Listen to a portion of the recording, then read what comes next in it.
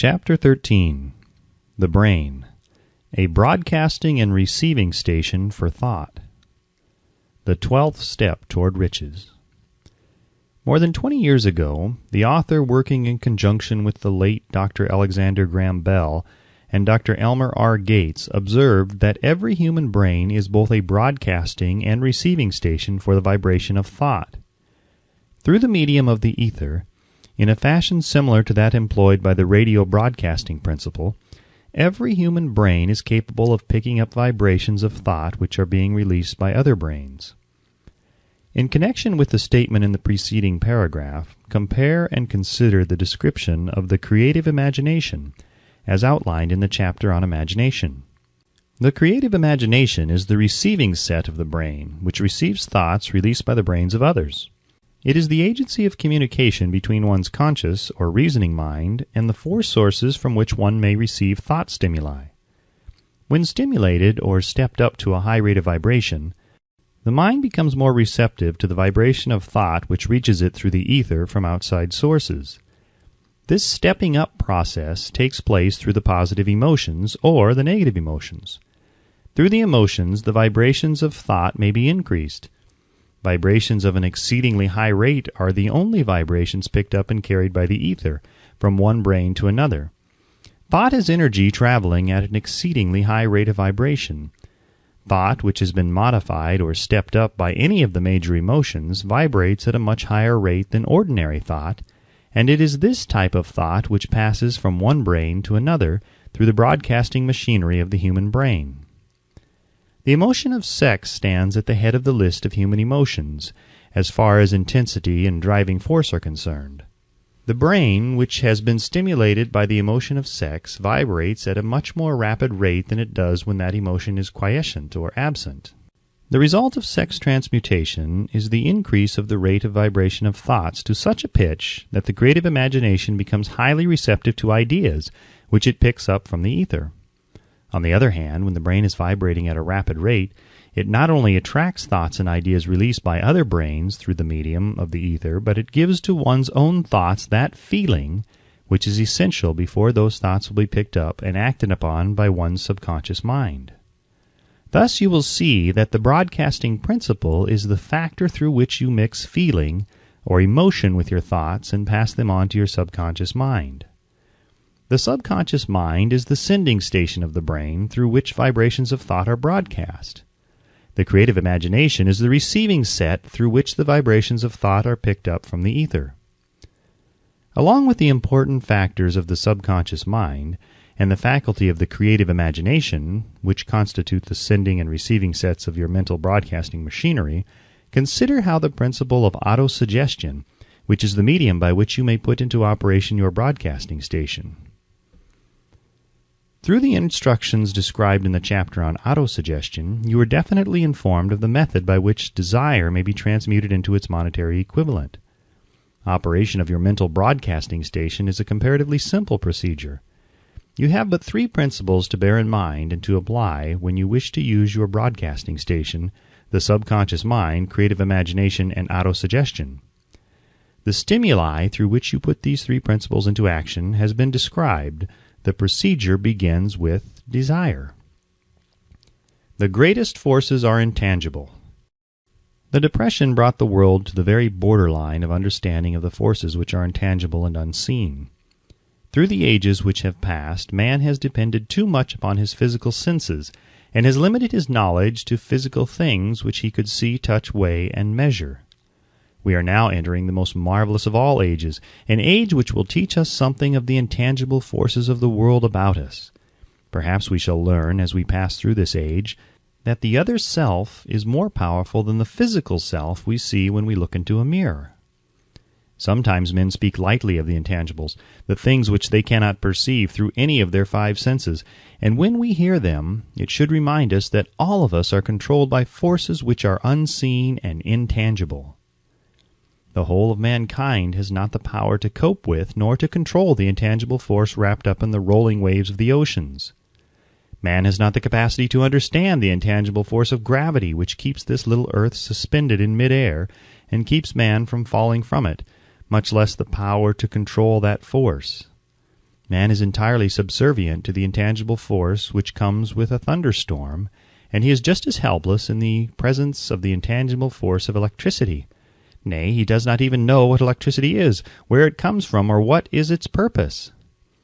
Nor is this by any means the end of man's ignorance in connection with things unseen and intangible. He does not understand the intangible force and intelligence wrapped up in the soil of the earth, the force which provides him with every morsel of food he eats, every article of clothing he wears, every dollar he carries in his pockets. The dramatic story of the brain.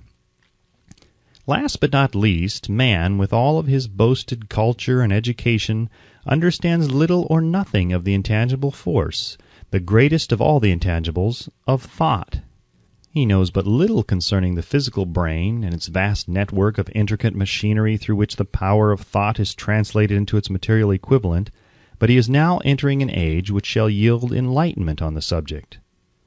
Already men of science have begun to turn their attention to the study of this stupendous thing called a brain, and while they are still in the kindergarten stage of their studies, they have uncovered enough knowledge to know that the central switchboard of the human brain, the number of lines which connect the brain cells with one another, equal the figure 1, followed by 15 million ciphers. The figure is so stupendous, said Dr. C. Judson Herrick of the University of Chicago, that astronomical figures dealing with hundreds of millions of light years become insignificant by comparison. It has been determined that there are from 10 billion to 14 billion nerve cells in the human cerebral cortex, and we know that these are arranged in definite patterns. These arrangements are not haphazard. They are orderly. Recently developed materials of electrophysiology draw off action currents from very precisely located cells or fibers with microelectrodes, amplify them with radio tubes, and record potential differences to a millionth of a volt. It is inconceivable that such a network of intricate machinery should be in existence for the sole purpose of carrying on the physical functions incidental to growth and maintenance of the physical body. Is it not likely that the same system, which gives billions of brain cells the media for communication one with another, provides also the means of communication with other intangible forces? After this book had been written, just before the manuscript went to the publisher, there appeared in the New York Times an editorial showing that at least one great university and one intelligent investigator in the field of mental phenomena are carrying on an organized research through which conclusions have been reached that parallel many of those described in this and the following chapter. The editorial briefly analyzed the work carried on by Dr. Rhine and his associates at Duke University, vis-a-vis, what is telepathy?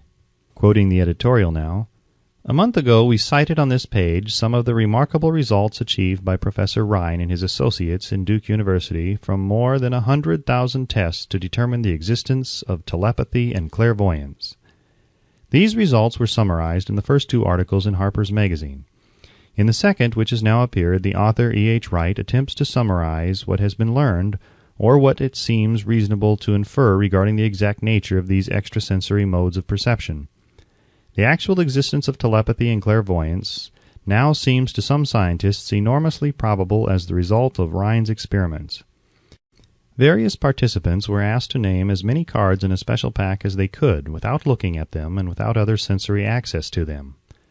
About a score of men and women were discovered who could regularly name so many of the cards correctly that there was not one chance in many a million of their having done their feats by luck or accident. But how did they do them? These powers, assuming that they exist, do not seem to be sensory. There is no known organ for them. The experiments work just as well at distances of several hundred miles as they did in the same room.